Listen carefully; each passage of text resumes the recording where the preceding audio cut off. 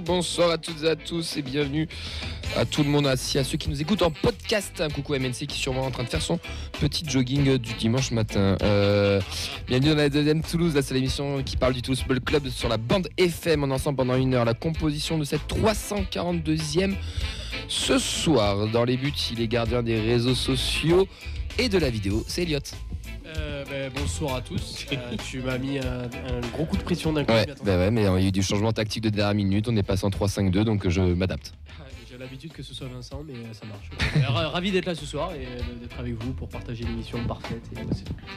En défense, ils vont jouer à deux. Il y en a un, c'est l'avenir, un peu comme Jedi Canvo. L'autre, c'est plus l'expérience, comme Djibril Sidibé. Vous vous démerdez pour savoir qui est qui.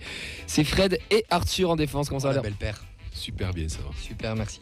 Qui c'est qui fait Jedi, qui c'est qui fait Sidibé? On fait tout. On fait moite-moite. Hein.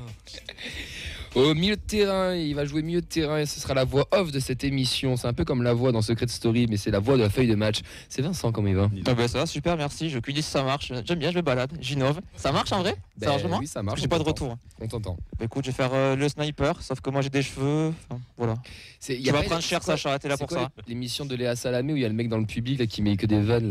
Là. Alors, tu veux vraiment parler de ça? Parce que du coup, Léa Salamé, c'est toi ce soir. T'es au courant? Non, mais il y a pas un truc c'est quelle époque? C'est ça que tu Oui, voilà, et le mec, c'est qui l'humoriste? Paul Saint-Cernin. Mais voilà. Tu l'as à côté de toi là. Eh ben, écoute, en attaque ce soir, en co-animation avec moi. Alors moi je suis en casquette et en pull et je pensais être tranquille, tu vois, avec les copains. Et puis à côté, il y a Monsieur le Président. Il y a les bagous et tout. Ouais, non mais c'est la mafia. C'est Sacha, comment il va, Sacha? Bah écoute, ça va super. Rien n'est laissé au hasard. J'avais pas prévu de venir là, mais écoute, on m'a signé un rôle, je l'assume pleinement. Tu vois, on fait pas les choses à moitié quand on vient ici. Non mais après, tu vois, tout le monde dit que tu veux prendre ma place, etc. Mais là, tu mets quand même le paquet. Tu sais, t'as pas besoin de t'habiller comme ça. Hein. Moi, je te la laisse le vendredi. Il y a pas de souci. Hein. C'est les subs de Media Tolosa, ça. Les gens n'auront pas le contexte. On reste sur l'idée du coup d'état. Moi, ça me va bien. Et pour coacher tout ça, la technique ce soir, c'est Nadia. Comment elle va, Nadia? Bonsoir. Ça va, merci. En forme? Très bien. Ouais, vendredi soir, donc on est content. Ouais, c'est le week-end. Et pour nous accompagner ce soir, on a un invité supporter. Mais un invité supporter qui est limite chroniqueur, j'ai envie de dire, parce qu'il pourrait même venir dans les émissions hors Lyon. C'est Clément. Comment ça va, Clément? Eh bien, ça va très bien. Merci beaucoup de m'inviter. Et puis, je vous cache pas qu'en tant que supporter lyonnais, j'ai connu des semaines un peu plus pétillantes. Mais bon, on n'est pas là pour parler de la Coupe de France. On en parlera un petit peu quand même. Pas de Lyon. Un petit peu quand même, on en parlera un petit peu. En tout cas, bienvenue et merci d'être avec nous. On embrasse Ben Nat, Mehdi, Rémi, Oxens, Mathilde, ainsi que Clément, les actus UTF, le calendrier, l'académie ainsi que les féminines, le retour sur TFC Laval et la présentation du coup avec Clément de Lyon TFC qui se déroulera samedi à 21h. On sera bien entendu au Dany. Vous pouvez réagir avec nous en commentaire avec le hashtag SM Toulouse sur notre compte SM Foot, sur la vidéo du Facebook Live de la site de Radio Xtania, sur la chaîne Twitch, la feuille de match, la chaîne YouTube de la feuille de match. Et si vous voulez nous appeler au 05 61 80 40 40, vous pouvez aussi. Voilà pour cette 342e émission, c'est parti. Mais avant, ce qu'on a du monde déconnecté, mon cher Elliot. Oui, on a Olivier Langui, on a Serking Lucas Bariani, Adam Guénour et Free Fly qui sont présents pour l'instant. J'ai l'impression que son son est mieux, non? Son son est meilleur. Ouais. Ok. Là, quand je dis pas de bêtises, on m'entend. Et ben allez, c'est parti pour la 342e. Est-ce qu'on est la meilleure tribune du championnat? Mais oui, je veux dire qu'on est la meilleure tribune du championnat. Allez, on va commencer cette émission avec un hommage, mon cher Sacha. Un hommage, oui, avec plaisir. Un hommage, pas avec plaisir du coup, parce que c'est un hommage, mais on a appris la disparition cette semaine de la cesse d'entrée. Michel Viala. Michel Viala, ça vous parle ou pas? De nom. Voilà. Non. Si vous avez suivi l'actualité, vous sauriez que c'est un photographe emblématique de la Dépêche du Midi qu'on a vu au Stadium pendant très très longtemps, on parle de plusieurs décennies. Et évidemment, donc, le club du TFC lui a rendu hommage un peu partout dans la région, dans le département. Donc la feuille de match s'associe au deuil de ses proches et de sa famille. De tout ce qu'on a pu voir, de tous les messages qui continuent d'affluer. Donc c'est toujours triste de voir un amoureux du TFC nous quitter, mais bon... on s'associe à toutes les personnes qui sont endeuillées par cette perte. Les autres news, ça concerne La Coupe de France. La Coupe de France, mais la Coupe de France féminine, puisque c'est, vous le savez, on a tiré au sort Fleury, qui sera une équipe de D1. Donc c'est un gros tirage, ça va être compliqué pour nos filles, mais ça se déroulera, là ça y est, on a la date et l'heure, le dimanche 26 janvier à 11h sur l'annexe 1, jour de Toulouse-Montpellier. Donc voilà, il y aura aussi le 16e de finale de Coupe de Gambardella face à Pau, donc les U18 R1, le week-end du 1er février à Pau. Et le TFC, le seul club engagé en Coupe de France féminine, Gambardella, et en Coupe de France. Et ça, pour une ville qui n'est censée pas être une ville de foot, c'est quand même bien sympa. On va enchaîner avec l'Académie. Oui, la frappe de Liville. Oui, voilà, magnifique but. L'ancienne Marseillaise qui marque contre l'OM. Et ça, si c'est pas beau, c'est bon ça. Célèbre, c'est beau. L'Académie, on enchaîne avec, vous en avez l'habitude, c'est la Fabrique Violette qui nous donne toutes les infos sur la préformation comme à chaque fois. Le programme de ce week-end, on aura nos U15 qui reçoivent l'Ardenne et les U16 qui reçoivent Rodez. Et pour le reste de notre académie, il y a un gros programme aussi avec la N3 qui va se déplacer du côté du Stade Bordelais ce samedi à 18h. On rappelle que le TFC est 3e, Bordeaux, l'autre Bordeaux est 12e sur 14. Du côté des U19, on aura un déplacement à Marignane-Gignac dimanche à 14h30. Ils sont 11e sur 14, alors que le TFC occupe la 2e place. Nos jeunes sont très haut placés. Et pour les U17, ce sera un déplacement du côté de l'Entente Saint-Clément-Montferrier dimanche aussi à 14h30. Ils sont 2e et nous, on est 7e en U17. Du côté des féminines, qu'est-ce qui s'est passé et qu'est-ce qui va se passer, mon cher Camille? Juste petite parenthèse, c'est que j'allais faire une vanne, mais Fred me l'a anticipé, l'a compris avant même que je la dise. C'est ça la complicité de la feuille de match. Bravo mon Fredo. Les filles, elles vont à Rodez, elles vont à Paul Lignon samedi à 14h30. Elles sont 3e, Rodez est 8e en termes de points. Il y a un énorme écart et comme nous l'a dit le coach mardi, il faut relancer la machine en championnat et surfer sur la belle qualification en Coupe de France. La RN, elle se déplacera aussi face à la réserve de Rodez, samedi à 15h au stade de Vabre. On est le Château, TFC 1er, Rodez est 4e. Et le seul match à domicile du week-end pour l'Académie des filles qui se déroulera à Toulouse, ça sera les U19 en première phase de phase excellence. Donc ça sera Saint-Etienne à 11h dimanche sur l'annexe Bristaton. C'est une poule de 6, les 2 dernières descendent. Il faut bien entendu se maintenir en phase d'excellence avec les filles qui ont une génération qui est très très jeune.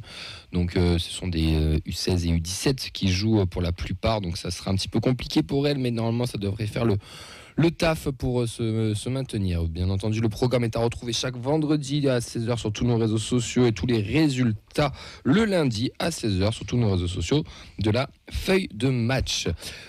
Juste, on va faire un petit test micro, mon cher Vincent. Est-ce qu'on t'entend? Super, merci. Vous m'entendez ou pas en vrai?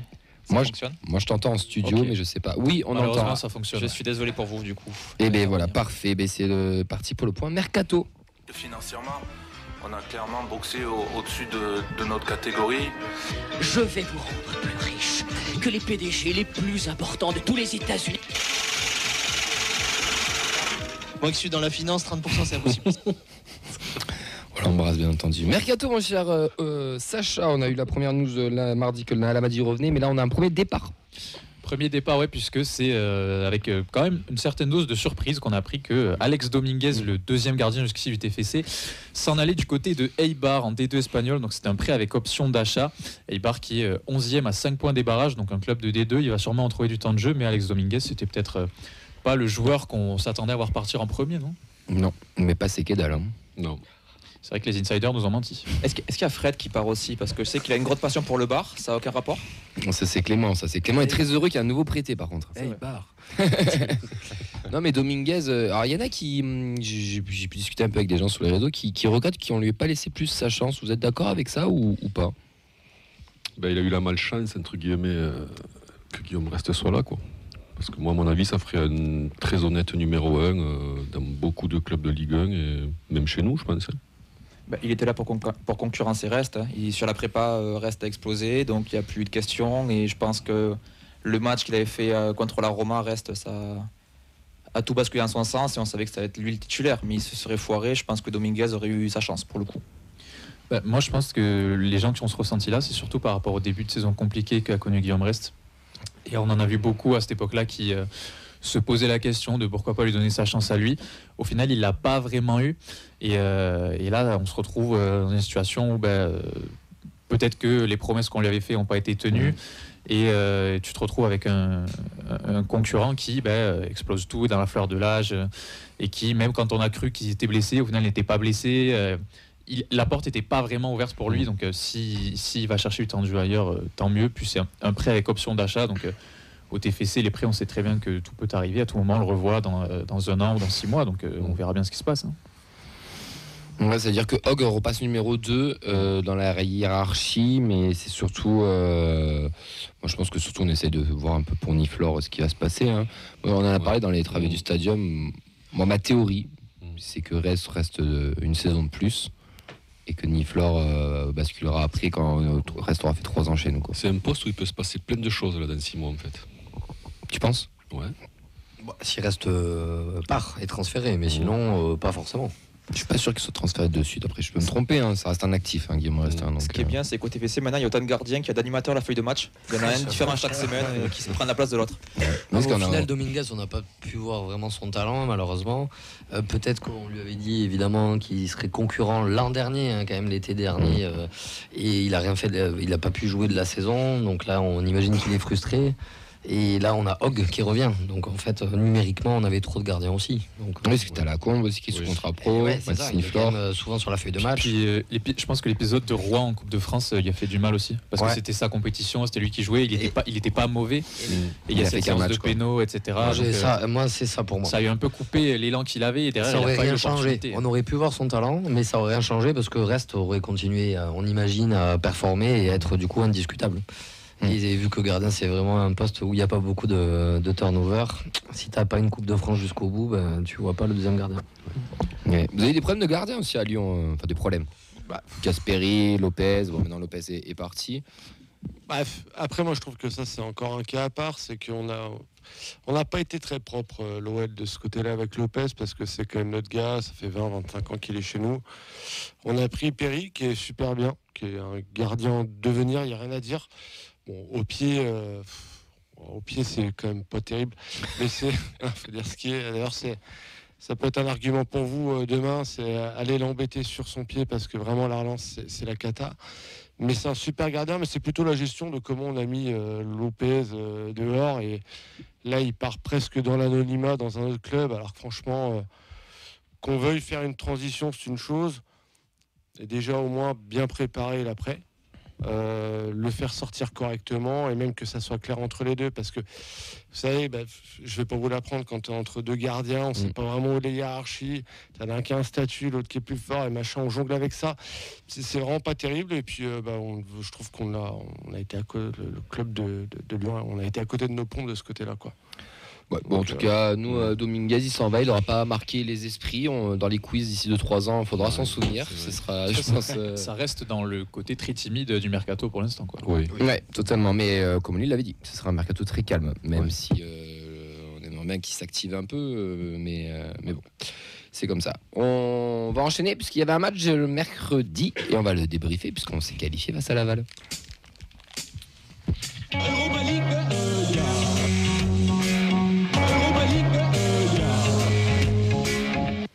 On va commencer du coup avec la composition, mon cher Sacha. C'est dur à dire. C'est mieux quand t'es à côté de moi parce que mon cher Vincent, c'est plus fluide, tu vois. Regarde, il y a beaucoup de poils, c'est pour ça. Quelle était la composition de notre équipe, Sacha ? La composition, c'était un joli mélange de remplaçants et de titulaires habituels, puisqu'on avait Guillaume Rest dans les cages, Oumi Takdar, on se posait des questions, au final il a enchaîné, Cresswell évidemment, JD Canvo qui était en défense cette fois-ci, Messali à droite, Suazo à gauche, un milieu inédit j'ai envie de dire, puisqu'on avait Jean-Ro et Zeitz qui ont pu s'exprimer pendant assez longtemps, Yann Bo à gauche, Magré en pointe, Babika à droite, sont rentrés Joshua King, Mathis Saka pour sa première en pro, Marc McKenzie, Christian Caceres et Aaron Donum. On va commencer avec les points de chacun. Mon cher Arthur, quel est ton point pour ce match ? Je suis trop petit et du coup je ne vois pas bien le terrain quand je suis en virage brise. C'est un constat terrible que je fais aujourd'hui à l'antenne. Je suis très franc avec vous, mais ouais, c'est compliqué. C'est pour ça que d'ailleurs je ne viens pas aux émissions du mardi. Je suis là le vendredi, donc les matchs de Coupe de France en milieu de semaine, c'est très relou. Toi, Fred. Moi c'est guère mieux. Sois honnête, c'est bien. Non, en fait, moi, ce que je vais retenir, une qualification assez facile. malgré le petit coup de chaud entre guillemets des 5 dernières minutes. Et ensuite, j'ai quand même tiré j'ai envie de tirer le même constat que le ratio occasion-but est négatif pour moi. Ok, on y reviendra dessus. Trop de XG. Ok, on y reviendra. Sacha. Moi, je trouve que pour une fois, on a marqué sur 2 coups de pied arrêtés. Et je trouve que c'est assez exceptionnel pour souligner. Donc, j'aimerais bien parler de ça un petit peu. Vincent. Souligner que sur la première mi-temps, on a fait le taf. C'était là où il y a le principal du jeu. Et surtout que c'est bien un petit peu de situer notre niveau. Et on a une équipe 2 qui peut jouer le haut tableau de Ligue 2.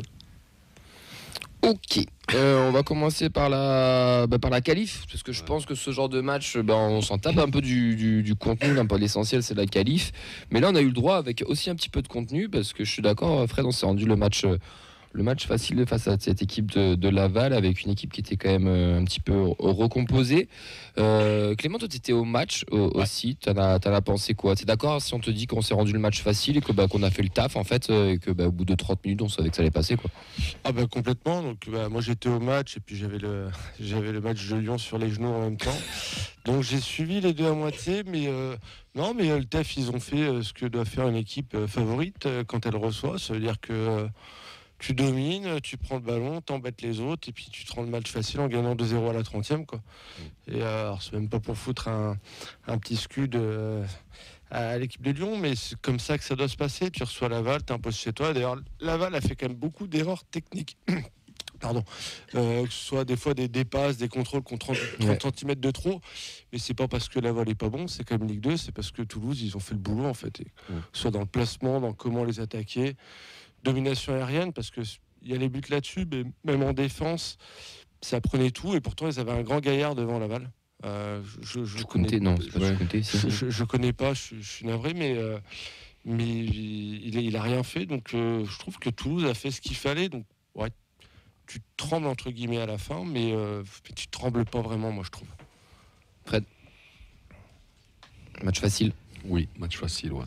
Match facile parce que Laval, je crois que la première incursion dans nos 40 mètres, je crois, elle arrive quasiment à la mi-temps. Donc on n'est pas du tout inquiété. On a eu des occasions, on a converti 2, mais on aurait pu en convertir au moins 2 autres. C'est ça que tu voulais dire, le ratio. Oui, c'est ça. Mais vas-y, développe sur ça. Normalement, c'est un match, tu dois marquer au minimum, je veux dire, au moins 4 fois. Si ce n'est 5.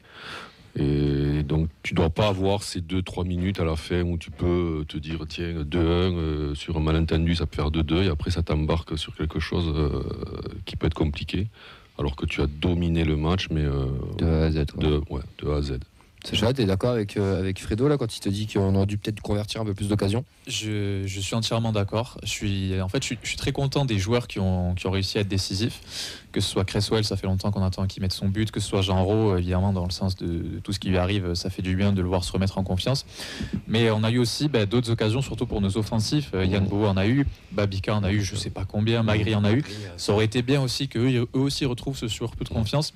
Surtout quand ça t'amène à la fin de match où malgré le fait que tu domines de A à Z et que tu sois vraiment supérieur sur le terrain, Laval arrive à marquer et tu as quand même ce petit moment de doute où tu revois les flashbacks du vieux TFC et tu sais très bien qu'il en suffit d'une et qu'ensuite cette équipe elle est passée 3 ou 4 fois au péno consécutivement. Donc tu as ce moment de doute en fait qui vient un peu ternir le match qui est vraiment très solide de la part de toute l'équipe et de tout le groupe. Donc c'est dommage et t'as l'impression que c'est une qualif qui est facile mais qui aurait dû l'être encore plus. Donc je suis d'accord avec Fred. Mais à vous écouter, j'ai l'impression que ce but vous a fait peur. Moi j'ai eu peur, ouais. Ah ouais, moi j'ai pas. Ça te fait toujours peur un but. Honnêtement, j'ai eu peur. Sur l'ensemble du match, je trouve pas. C'est une petite erreur défensive. C'est le fameux. C'est le fameux troisième but. C'est le fameux troisième but. C'est. Ah ouais, il m'a pas inquiété. Est-ce que c'est pas les souvenirs des fantômes du flashback du Vietnam du TFC? Non, mais ça n'arrive pas qu'à nous. Quoi. Je veux dire, il y a 2-0, 2-1. C'est le fameux troisième but qui peut faire 3-0. Ouais, mais je sais pas, je les trouvais pas non plus. Il suffit d'une main dans la surface, un truc, n'importe quoi peut te faire basculer après. Et quand une équipe comme ça qui est menée 2-0, qui est en difficulté, arrive à égaliser, tout est inversé mentalement. Donc on aurait pu se mettre beaucoup plus à l'abri. C'est ça le truc. Quoi. Dans le jeu, tu trembles pas, mais franchement, des cagades qui arrivent, un dernier long ballon, une tête déviée, ça rebondit sur un genou, et puis vous allez au péno, quoi. Un Guillaume Reste qui glisse, tu vois. Et non, mais ça n'arrive pas, ça. Mais c'est... Par rapport à cette compo, on en a parlé, et on est en train de dire quand même qu'on a vu un bon match. Oui. On était quand même un petit peu... pas dubitatif, mais quand on a vu tout ça, bon, Haddad qui n'était pas sur une bonne prestation, qui était remis en place, mais Sali qu'on a vu qu'une seule fois au Lyonnais, Canvo qui jouait derrière et pas en 6, un Zanro Zait dans ce milieu à 2. Et moi, par contre, néanmoins, j'ai trouvé que on a beau mettre un peu, pas n'importe qui, mais la tactique elle est bien huilée en fait. Oui. Le schéma tactique, oui, il est tout le monde l'a acquis, l'a adhéré, et que tu mets du genre du Zait, du Canvo qui se redéplace, un Messali qui joue pas trop. On a revu les mêmes automatismes. On a vu un Messali qui dédoublait un peu comme un Donum. On a vu des joueurs qui montaient un peu comme Sidibé peut le faire. Enfin, j'ai l'impression que voilà, le collectif est bien huilé et que tout le monde est concerné. Voilà, ouais. Tout le monde est concerné. Alors moi, au tout début du match, j'avais deux impressions, quoi. Donc c'était la même équipe que sur le Haut Lyonnais quasiment. Donc moi j'avais j'étais resté sur une performance vraiment insipide, quoi. En fait c'était rien passé. Et la deuxième impression un peu négative que j'avais avant ce match, c'était que Laval quand même arrivait avec certitudes. Voilà, avec quelques certitudes, avec quelques résultats. Et donc l'un couplé avec l'autre j'étais moyennement confiant. Quoi. Et puis finalement, ça s'est bien passé, parce que oui, comme tu dis aussi, je pense que maintenant tout le monde a bien compris ce qu'était le jeu prôné par le Carles Ball. Et d'un côté, tant mieux. Mais moi, c'est vrai qu'au départ, je me disais, cette équipe, sur le Haut Lyonnais, ils avaient strictement rien fait, ils avaient été dominés. Mais ça reste la Coupe de France, quand tu te dis, mais comment tu peux dominer comme ça Laval qui est en Ligue 2, et comment peiner, mais vraiment peiner contre... un terrain pourri, un match, t'as plein de choses. C'est bien, largement de notre part, mais quand même. Mais en effet, cette compo était un peu, on va dire, donc inédite. Coupe de France, quoi. Oui. Et ça a très très bien fonctionné. Mais je pense qu'il faut tenir compte aussi du niveau de Laval, quoi, qui... Je te dis, moi sur la première mi-temps, je trouve qu'ils ont strictement rien fait. Quoi. Est-ce qu'on peut dire que c'est des pipes? Laval? En première mi-temps. Première mi-temps, c'est moi qui fais les vannes normalement. Oui, désolé. Les bordeurs, hein. T'étais parti en cabine. Ouais, ils étaient un peu pipes quand même. Sacha, t'es d'accord avec ça quand on dit que la tactique est bien huilée et que malgré le turnover, ça a bien fonctionné quand même? Ouais, complètement. Tu sens que c'est ce qu'on dit, mine de rien, ce qu'on dit depuis un moment, que plutôt que parce que souvent le critique qu'on faisait, c'est de s'adapter aux joueurs qu'on avait, de faire avec ce qu'on pouvait. Finalement, on était fessé. Et là, tu sens qu'on a un entraîneur qui quand même a des idées en place, et que tout le groupe travaille dans ce sens-là, et que les joueurs sont interchangeables, mais les idées restent. J'ai beaucoup aimé ce que Messali a fait, la manière qu'il avait de revenir un peu intérieur, de beaucoup se projeter.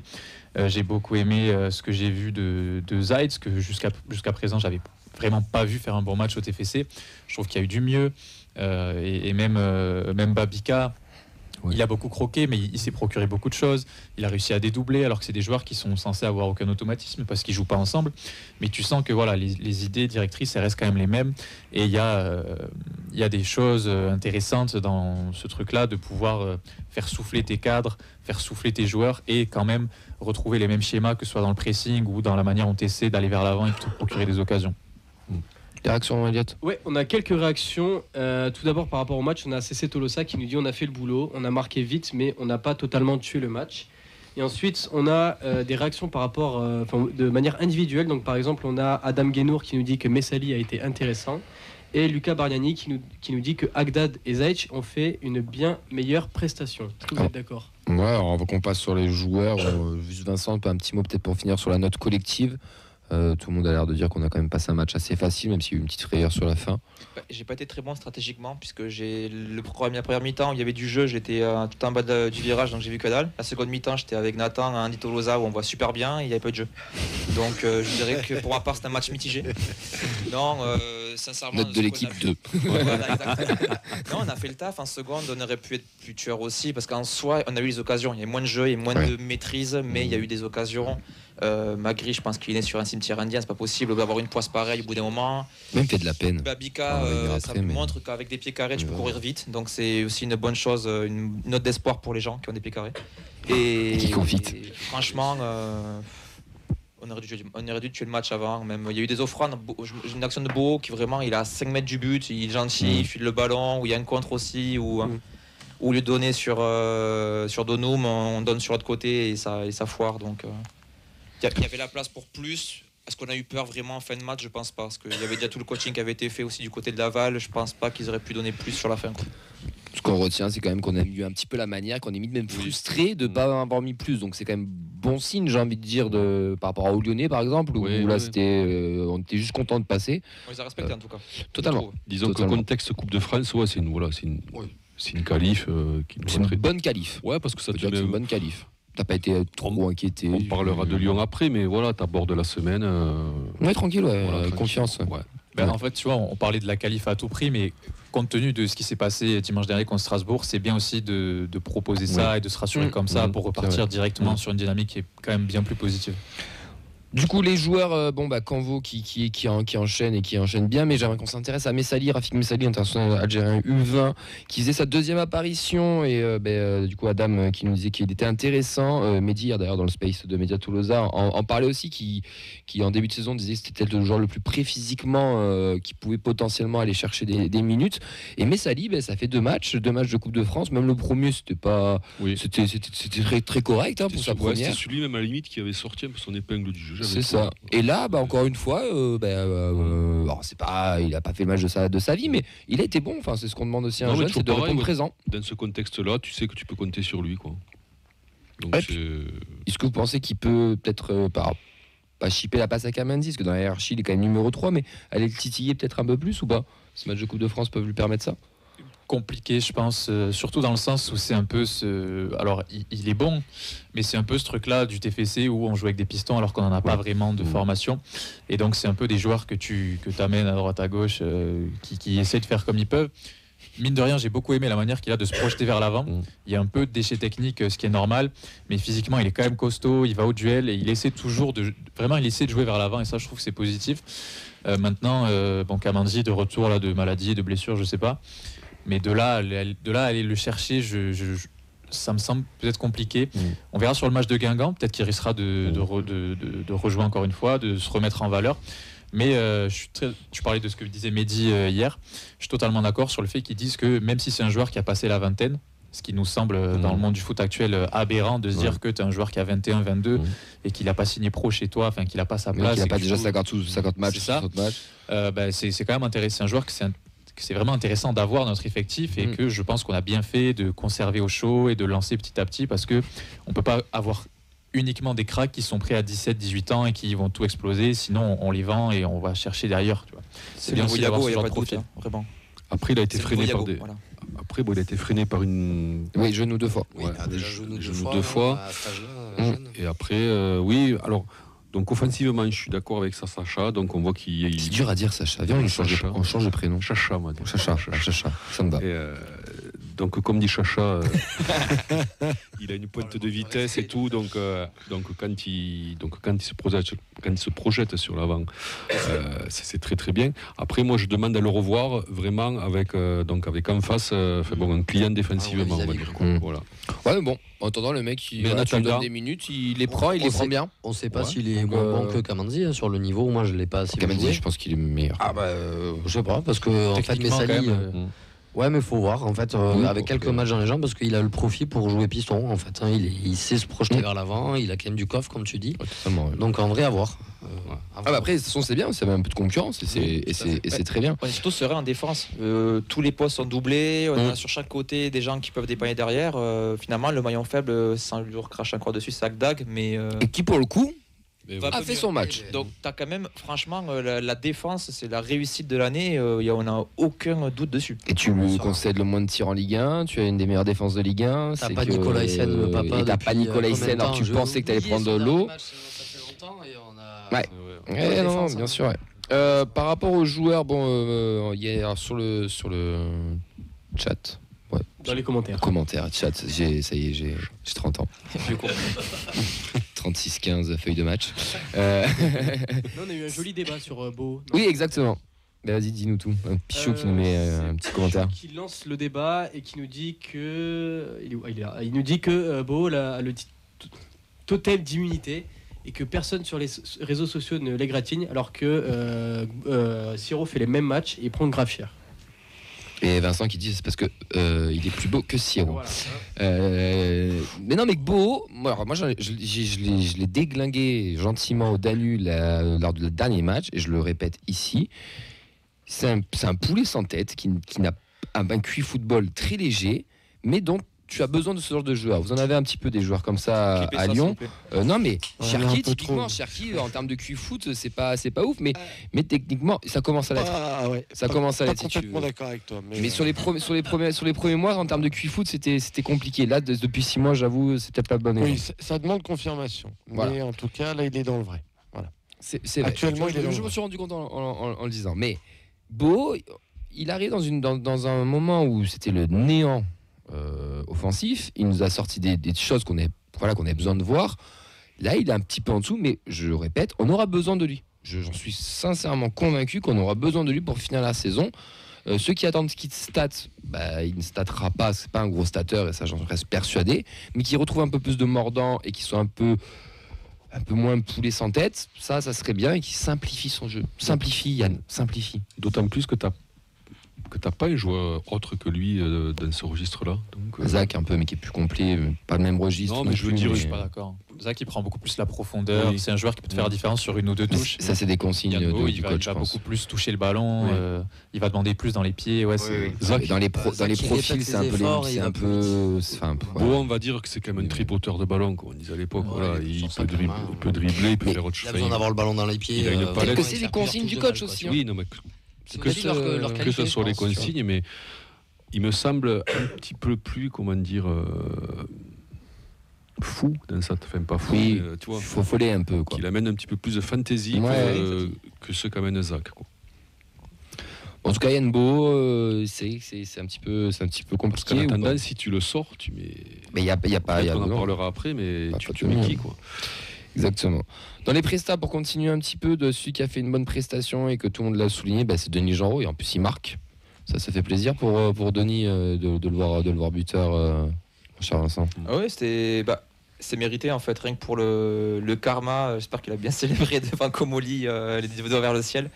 Non, c'est mérité pour un type qui a jamais triché, qui a toujours été là quand on a eu besoin de lui, même pour des bouts de match, qui aurait dû partir et qui est encore là, et a un petit peu traîné sa peine, et finalement quand il y a besoin de lui, il est là, il marque, donc c'est mérité. Après lui, tu parlais aussi de chouchou pour Cresswell, le vrai chouchou du club, c'est quand même Genreau, il fait quand même partie des anciens, il fait partie des meubles, première génération Redbird.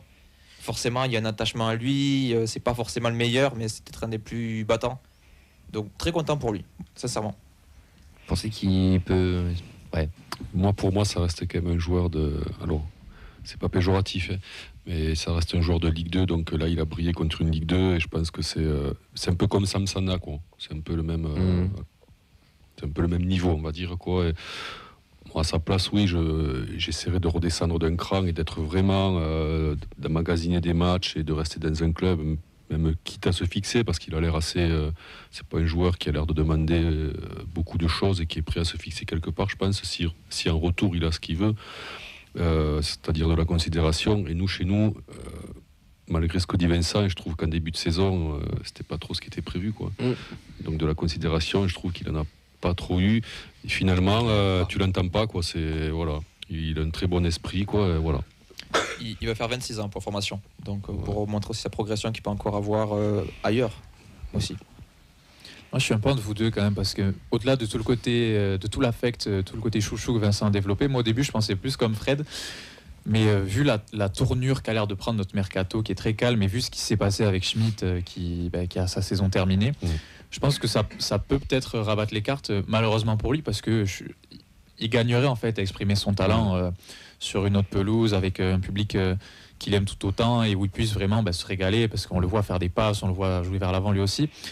Mais voilà, on a fait revenir Noël Amadi. Je préfère largement avoir Denis Genreau qui fait ses rentrées, qui triche pas et qui apporte quand même un plus quand il rentre sur le terrain, que bricoler avec les pitchouns qui nous restent si jamais aucune recrue doit arriver. Donc pour moi, ça va se jouer sur ça, surtout son avenir à lui en tout cas. Ouais. Vos tops, vos flops, messieurs. Alors qu'on peut mettre un petit mot aussi sur la première apparition de Mathis Saka, qui est encore une nouvelle fois un pitchoun qui est lancé. Et c'était une bonne petite première pour lui à revoir. En tout cas, c'était les premières minutes en pro. Mais vos tops et vos flops sur ce match? Moi, en top, je vais en dire 3. Je vais dire Cresswell pour son but et qui couronne, on va dire, le début de ses fins. Qui couronne son arrivée, quoi. Depuis qu'il est là, voilà, c'est une progression constante et donc il est récompensé. Denis Genreau aussi pour son but et pour tout ce qu'on a dit auparavant, voilà, donc il mérite d'être dans les tops. Et j'ai envie de rajouter, même s'il n'a pas marqué, j'ai trouvé quand même que Babika avait fait un match très très très honnête, quoi. En top de Denis Genreau, hein, quand même, hein. C'est important pour lui. Et moi je vais dire Jedi Canvo, parce qu'il va commencer à s'installer un petit peu, j'ai l'impression, il fait ses matchs. Et peut-être que ça nous fera notre Christian Mawissa de l'an dernier, qui va finir par rester dans l'équipe première. On croise les doigts, mais en tout cas j'ai hâte de voir la suite. J'en place quand même une petite pour Gabriel Suazo par rapport à ce que je disais tout à l'heure sur les coups de pied arrêtés. Oui, parce qu'on marque 2 fois sur coup de pied arrêté et il y a une combinaison qui est très bien travaillée, qu'on avait l'habitude de voir avec Rasmus à l'ancienne. Donc on envoie sur le grand défenseur au second poteau qui cherche la remise, ça marche parfaitement. Et après on marque aussi sur un corner, Suazo s'est appliqué, même il met un coup franc sur la barre. Donc au niveau coup de pied arrêté. Oui, c'est Donum. C'est Donum. Ouais. Mais bon, de manière globale, sur les coups de pied arrêtés, vraiment un truc qui nous fuit un peu depuis le début de saison et même depuis plus longtemps que ça, depuis qu'on a perdu Van den Bomen. J'ai trouvé que c'était un vrai plus et même si on a ultra dominé les matchs, on était en panne de réalisme devant. Ta solution elle vient des coups de pied arrêtés, donc Cresswell forcément, mais voilà, tous ces gars, Donum, Suazo, qui ont essayé de retrouver un peu un pied qui change de sirop, qui est pas là, donc on a trouvé des autres solutions. Si ça peut nous débloquer quelque chose et qu'on peut vraiment compter sur ça pour être décisif, c'est vraiment un plus, quoi. On a mis Genreau, Cresswell, les coups de pied arrêtés en top, surtout ce que tu as vu toi Clément de l'extérieur, t'es d'accord avec ça ou pas? Oui, complètement, et puis comme je l'ai dit un petit peu plus tôt, plus globalement je trouve les jeux aériens. Alors peut-être que je jette un petit peu dessus, on en parlera plus tard, nous c'est ce qui nous manque à Lyon. Et je trouvais très dominant face à des vrais gaillards. Et je suis sûr qu'il y a une diff qui se fait aussi, tu vois, sur ce ballon gagné, puis le deuxième. Je suis sûr qu'il y a de ça, et puis voilà, comme on l'a dit après. De toute façon, le premier but, c'est tête de Cresswell pour tête de Genreau, donc typiquement. Ouais, et je ne l'ai pas vu le premier, je suis arrivé en retard. En fait, j'étais dos au stade en train de dire bonjour à tout le monde, il y avait but. Ça arrive. Qui te perdra. Ouais, j'en ai bien peur. Je vous jure que c'est vrai. C'était un peu ce qui s'est passé pour beaucoup d'entre nous. J'ai loupé 2 des 3 buts du match, quoi. Donc j'ai bien fait d'y aller. Sur les 5 derniers buts du stade, j'en ai vu qu'un. Voilà. Non, mais pour le coup, c'est vrai que par contre, l'alignement de Laval sur le premier but, je trouve qu'il est catastrophique. Mais bon, ça c'est la combinaison qui a bien marché. Et puis tout simplement, les flops, on voit du Magri qui est sur les réseaux. Magri, moi, il me fait de la peine. Mais vraiment, j'en suis au point où il me fait de la peine. Il fait un bon match quand même. Et ouais, il manque ce but, quoi. Le jeu, il fait un bon match, mais le problème, c'est qu'il est attaquant. Donc, il s'est marqué. Et puis, il a les occasions. Il a les occasions, il les met pas. Donc, là, pour le coup, c'est le gardien. Pour moi, c'est les 2 grosses occasions, c'est un exploit du gardien, vraiment. Mais du coup, comptablement, tu n'y es pas, et tu n'y es toujours pas. C'est dur de trouver un flop. En fait, on a tellement dominé que, mine de rien, pointer quelqu'un du doigt, je trouve pas forcément ça intéressant. Mais après, c'est comme je disais tout à l'heure, c'est sur nos joueurs qui sont en manque de confiance. Je regrette qu'il n'y ait pas eu ce but, que ce soit pour Babika, pour Bo, pour Magri, un des 3. Pour vraiment repartir, tu vois, marquer, débloquer le compteur, se mettre en confiance. Ça, c'est mon regret du match. Mais plus qu'un flop, c'est un regret parce que, comme disait Vincent, même s'il ne marque pas, il n'est pas fantomatique non plus, ou comme ça a été le cas face à Lyonnais. Je ne peux pas mettre ça au même niveau. On est d'accord sur ma droite? Ouais, Magri, oui, le pauvre. Mais à force, tu te dis... Alors on dit oui, c'est pas de la malchance, mais quand même, il marque pas sur des choses où c'est que le ballon il devrait rentrer, quoi. Je veux dire, là il a une occasion, il a un tir à 5 mètres, je crois. S'il la met sur le goal, presque, j'ai envie de le dire, à force, c'est presque une question de niveau, quoi. Mais non, mais je veux dire, quand c'est ça mental, se après, reproduit c'est de la confiance. À numéro 9, ça marche à la confiance. Alors que de notre côté, bon, même remarqué à Strasbourg, s'il faut être en mettre 3 dans le match mercredi aussi. Ouais, mais s'il y avait des si, quoi, je veux dire. Et il fait de la peine. Là, comme a dit Chacha. Je peux appeler Soldat Rose, si tu veux. Il avait l'occasion de marquer, quoi. Enfin, et là, il l'a pas fait. Et par contre, je trouve que Babika, même s'il ne marque pas, il tente beaucoup plus. L'extérieur du pied qui fait la volée de l'extérieur qui fait, là, je veux dire, voilà, c'est.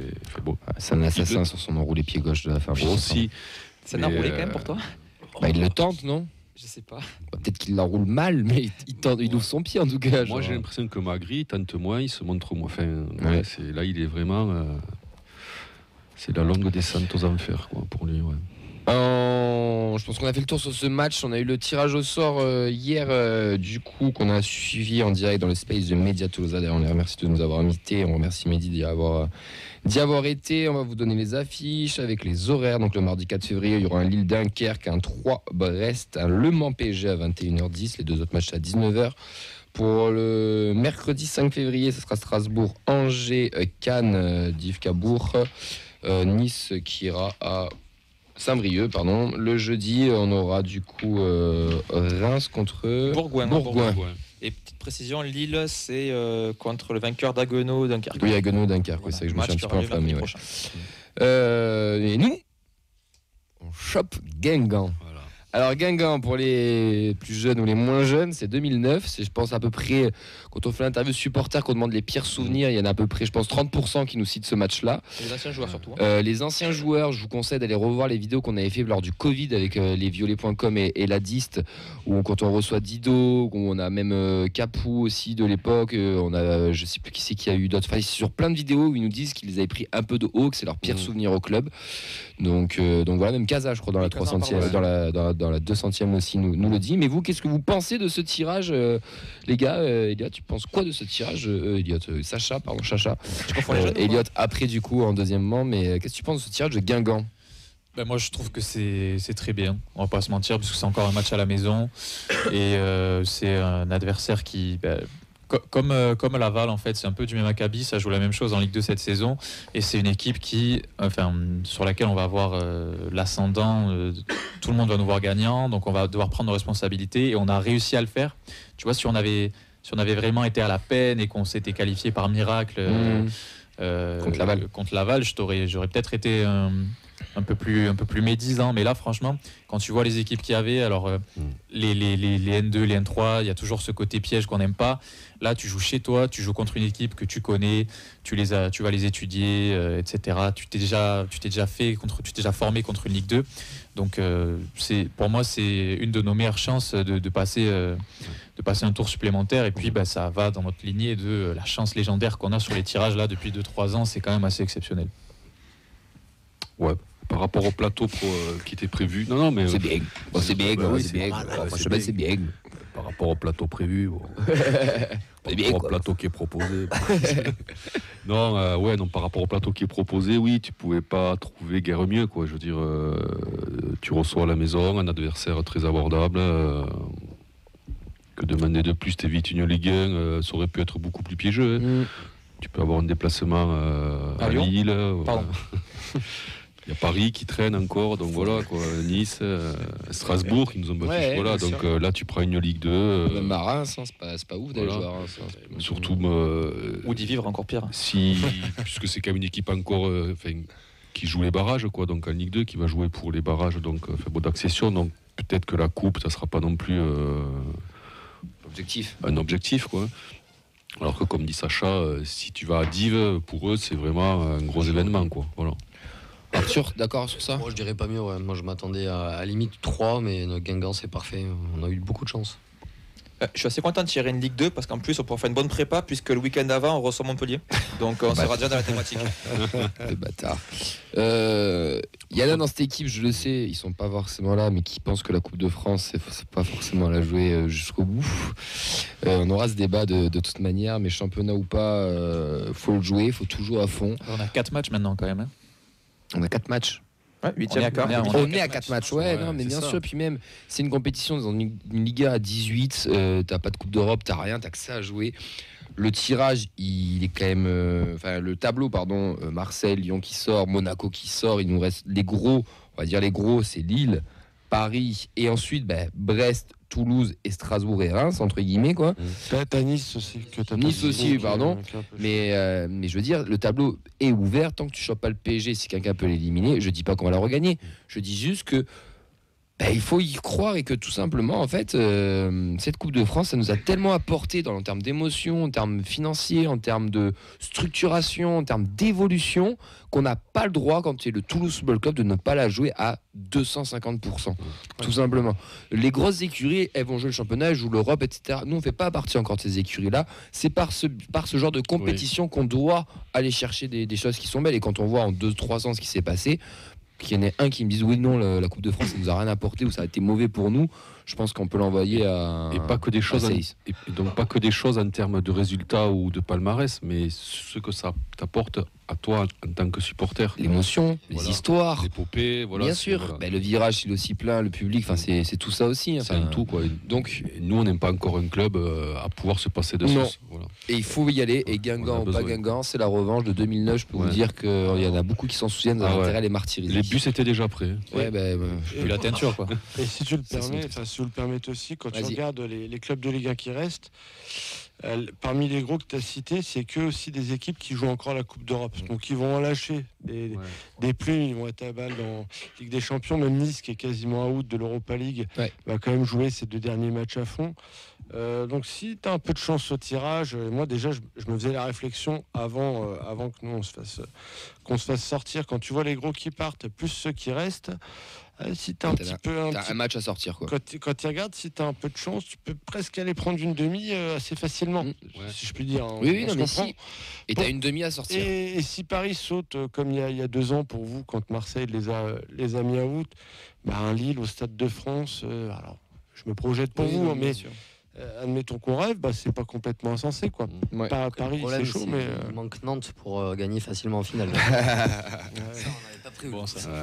On va passer du coup à la preview entre Lyon et Toulouse. Et Clément, là, ça va être ton moment à toi où tu vas pouvoir nous parler de l'Olympique Lyonnais.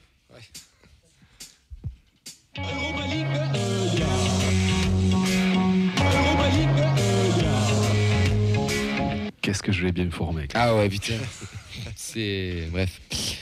Le groupe, mon cher Chacha. Ouais, le groupe qui va se déplacer à Lyon, il est tombé. Donc toujours pas de Djibril Sidibé. On aura Rest, Lacombe, Chetelhog qui fait son retour, Mackenzie, Cresswell, Agdar, Suazo, Kamandzi qui est de retour, Messali qui enchaîne, Zaitz, Caceres, Donum, Jean Rocanvo, Saka qui enchaîne aussi, Abourlal, Magric, Boho, King, Ed Jouma et Babika, et donc Schmidt. Saison terminée, Nicolas Sen, Sierro toujours blessé, et Sidibé qui était sur le retour, qui ne revient pas non plus dans le groupe, ça devra attendre encore un petit peu. Vous voulez pas les insides de Fred sur Sidibé, vous êtes sûr? Non. Okay. Très rapidement, on y passera, on passera après par rapport à tout ça pour Lyon, mais très rapidement, vraiment très rapidement, quand vous au milieu ou défense? Défense. Donc pas d'Agdad. Pas d'Agdad. Tout le monde est d'accord avec ça? Non. Donc ça voudrait dire un Jean Roux titulaire? N'importe qui, mais pas Agdad dans des titulaires. Ok. Débrouille. Moi je dis non, ça marche. Tu m'as dit rapide. Hein. Toi tu dis non? Non à tout. Non à tout. Ok, ça marche. C'est-à-dire Agdad, il n'y a pas Jean Roux et Camvo au milieu. Agdad en défense? La continuité. Oui, moi je suis d'accord avec toi. Moi. Oui. Je pense aussi que c'est Camvo, Caceres au mieux. Mais... Alors, dans un premier temps, après je dis pas que peut-être ça peut tourner. Bien sûr. Voilà. Bon, on verra.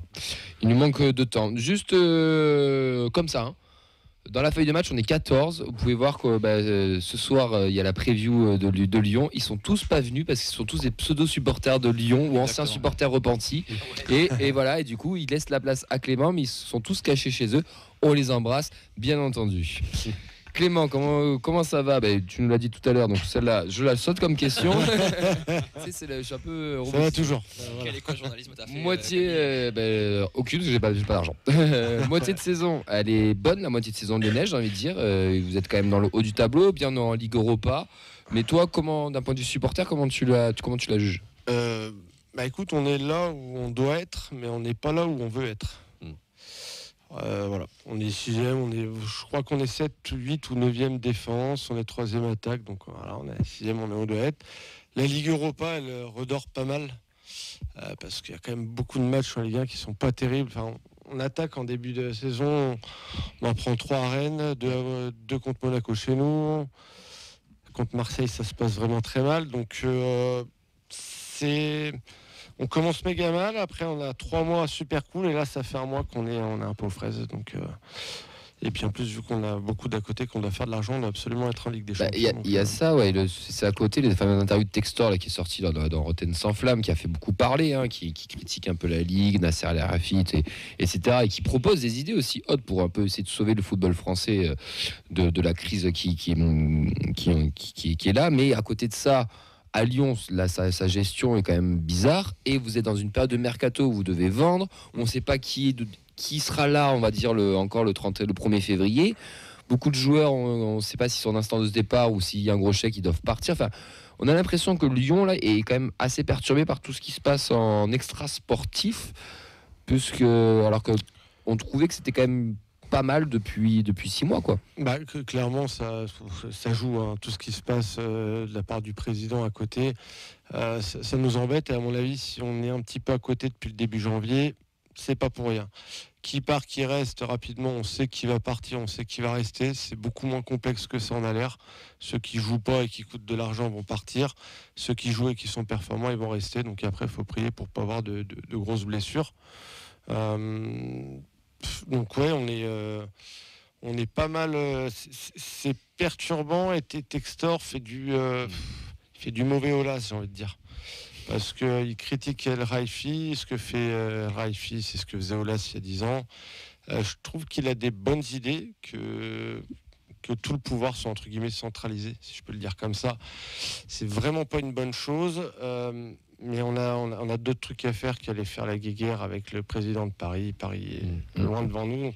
Je trouve qu'on se gourre un peu. L'œil qu'il a aussi d'extérieur, d'américain, d'apporter aussi ce côté à cette Ligue 1, un peu des choses un peu nouvelles, et c'est quand même bien aussi qu'il y en ait un qui se rebiffe contre le Qatar et contre Nasser, non? Et alors, complètement, et moi, pardon. De ce côté-là, je le soutiens à 100%. Le problème, c'est qu'il est solo et qu'on a d'autres chats à fouetter. Ouais, moi, dans tout ce qu'il fait, je suis complètement OK. Le problème, c'est qu'on doit de l'argent. Alors, on en doit beaucoup moins que ce qui est dit. Normalement, il n'y aura pas de problème. L'OL a plein d'actifs à côté. Donc, l'OL en Ligue 2. Vous êtes toujours coté en bourse? En juin, on y est, ouais. Enfin, et puis Tiger Group qui va, donc ce qui crée beaucoup d'actifs. C'est le Palace, ok. Le danger, il est là, en fait. C'est un peu ça, voilà. La problématique, elle est là. Donc, le problème, il est là. Moi, je suis chaud, je suis complètement OK avec ce qu'il fait, mais bon, chaque chose en son temps, et avec Paris, on joue pas dans la même cour, quoi qu'il arrive. Bon. On a un petit commentaire et ça va enchaîner sur la prochaine question, Elliot. Oui, c'était un commentaire assez intéressant de CC Tolosa qui pose une question pour Clément, alias le bad god de François Verdier. As-tu prévu de visiter l'Isère cet été? Bourgoin-Jallieu, c'est une ville qui régale. Je t'embrasse, Cédric. De toute façon, on se voit demain soir au Danube, vu que je vais aller regarder le match là-bas, qui y sera. Voilà, Cédric, son surnom c'est Cédric Double Ricard sans glace. Donc, voilà. Je t'embrasse, merci pour la dédicace. Voilà, si vous le cherchez de moi Danube, c'est le seul mec qui a des grands Double Ricard sans glaçons dedans. et je pense pas aller en Isère cet hiver, Cédric. Elle fait mal cette élimination quand même. C'est pas qu'elle fait mal, elle fait tâche. Oui, c'est quand même la honte, quoi. La beauté, tu sais, la beauté de la Coupe de France, elle est cool quand c'est chez les autres. Ouais. Mais on tombe quand même contre 5 divisions en dessous. On se déchire, c'est une faute professionnelle. Un score, je crois, en plus. On est en plus, voilà, déjà tu passes à côté comme d'hab, tu prends un but, tu reviens à 2-1, et on a offert le deuxième, vraiment une passe très bien molle pour l'attaquant. Mais du coup, elle rend le match de Toulouse, pour nous, il prend complètement une autre dimension, le match de Toulouse de demain. Et plus le dernier grand joueur de Bourgoin-Jallieu, c'est quand même Morgan Parra, quoi. Ça date un peu. Ça, voilà. On a joué sur un terrain de rugby, d'ailleurs. Oui, c'est pour ça que c'est pas pour ça qu'on a perdu. Les points forts de Lyon, c'est quoi les points forts, les points faibles du coup pour le match de demain? Ça va être très simple, hein. Gros point fort attaque, gros point faible défense. Je sais, ça peut paraître basique comme ça, mais on met énormément de buts, on a énormément de talent devant. Le milieu tourne plutôt bien. Franchement, en termes de talent, on a quasiment rien à envier, je trouve, à personne d'autre en Ligue 1. Je vais peut-être passer pour un fou, mais je trouve qu'une attaque Fofana, Lacazette, Cherki, c'est pas beaucoup loin derrière de Dembélé, Vitinha, Barcola à Paris. Vraiment, je le pense. Après, il y a toute une équipe derrière, hein, mais en termes d'attaque, on est bien. Quoi. Je crois qu'on est à 30 buts, quasiment 1,6 buts par match. Pour en mettre plus, mais c'est bien. Et en défense, c'est la cata. C'est marrant, nous c'est l'inverse. Mais tu sais qu'en regardant un petit peu, j'ai regardé aussi les stats du TEF et je trouvais ça méga marrant, c'est que tu as une super défense contre une super attaque et une défense vraiment pas terrible pour rester poli contre une attaque qui met pas autant qu'elle devrait en mettre, quoi. Donc je sais pas si le match va être bien du coup. J'ai des doutes. Mais voilà, en gros, rapidement, c'est ça. Dernière, on vient vous relancer, vous êtes dernier ou avant-dernier, je sais plus, vous avez 7 points, c'est la misère. On est à 9. Vous nous mettez 3-0 et vous allez chercher l'Europe à la fin de la saison. L'évolution voudrait qu'on vous enfonce ce samedi, mais je connais un peu le TEF quand même. J'ai peur que... Tu sais, je peux pas vraiment vous dire contre quel OL vous allez jouer, quoi. Ça fait un mois, sincèrement, qu'on n'y est pas du tout. On s'est quand même fait presque dominer chez nous par Montpellier début janvier. Ouais. Montpellier, c'est 9 points. Alors, je sais pas s'ils en ont repris ce soir. C'est pire que Bourgoin, non ? C'est pas loin d'être pire, hein, vraiment. Ils gagnent, ouais. C'est en train de garder, d'accord. Écoute, finalement, on n'est pas si mal. Non, mais on est complètement à côté à Brest. Et en fait, je disais à mon pote Romain, le manager du Danube, pour ne pas le citer, mais ça me permet de lui faire un petit bisou s'il nous écoute. Quand on en a parlé avant le match face à Laval, je lui disais, c'est le moment de les prendre Lyon, en toute objectivité. Là, c'est pas le cœur qui parlait et tout. Et alors du coup maintenant ça a peut-être changé parce que j'espère un sursaut d'orgueil parce qu'encore une fois on est un petit peu la risée de la France, quoi. Moi j'ai lâché les réseaux sociaux depuis 2 jours et on attend, on sent que Lyon est un peu malade. Si on gagne franchement contre vous, on sera pas vraiment malade. Si on contre-performe contre le TEF, là on est clairement en crise, quoi. On est vraiment dans un truc, je te dis, on joue plus depuis un mois. Donc j'espère qu'on va se réveiller demain. Période de mercato, si tu dois nous piquer un joueur, tu nous piques qui? Il est gratuit, tu nous dis le nom, on te l'amène demain à Lyon. Tu prends réellement, je prends Cresswell, moi. Alors, je dis la vérité, que à vous, aux auditeurs, je ne connais pas tous les joueurs du TEF. Par contre, lui, je le connais parce que je regardais l'Angleterre, il était à Leeds, si je ne dis pas de bêtises. Et on a des grosses lacunes au niveau aérien. Et en plus, j'ai vu, je ne sais pas si vous avez sûrement cette stat, c'est le 3e joueur de Ligue 1 qui gagne le plus de duels aériens, derrière Ajorc et André. C'est la Ligue 1 qu'on aime, quoi. C'est Ajorc, André et Cresswell. Et donc du coup, je ne sais pas, je trouve qu'il est plutôt élégant comme gars. Il prend ce qu'il faut de la tête. Et nous, en défense, ça ne va pas du tout, donc ça serait un vrai plus. Réellement, pour le coup, moi je vous donne quel est ta carte. Non, c'est bon, ta carte. On veut pas de Niakité. Parce que vous allez dire, j'en ai pas mal à vous filer si jamais. Je préfère même Agdad encore, donc c'est dire.